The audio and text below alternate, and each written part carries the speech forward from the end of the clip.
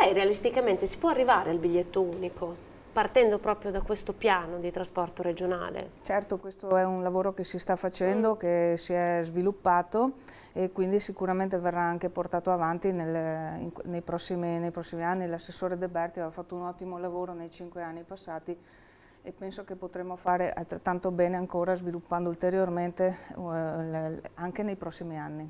Trasporto pubblico regionale. Sul piano dei prossimi 5 anni c'è anche l'ipotesi del biglietto unico. Sonia Brescacina, la sua seconda riconferma in regione, dopo l'esperienza come assessore e sindaco di San Vendemiano, assicura che il piano regionale dei trasporti potrebbe avere come sua naturale declinazione anche un progetto di questo tipo, andando così ad allineare le politiche per il trasporto del Veneto a quelle degli altri paesi europei.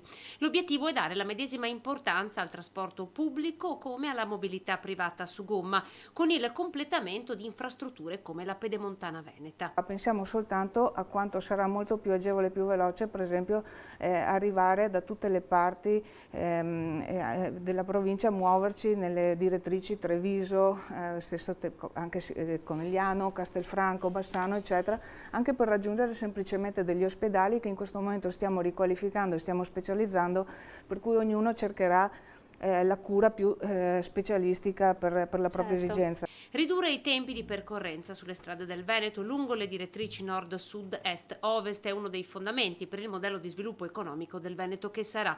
Infrastrutture e politiche per il territorio, l'impegno anche per Brescacin, forte delle sue 8.833 preferenze raccolte, rimane l'autonomia. Sicuramente il tema dell'autonomia sarà il primo grande obiettivo che vogliamo portare avanti. Il Presidente ce l'ha lui in prima persona, ma noi insieme io anche mi impegnerò per questo.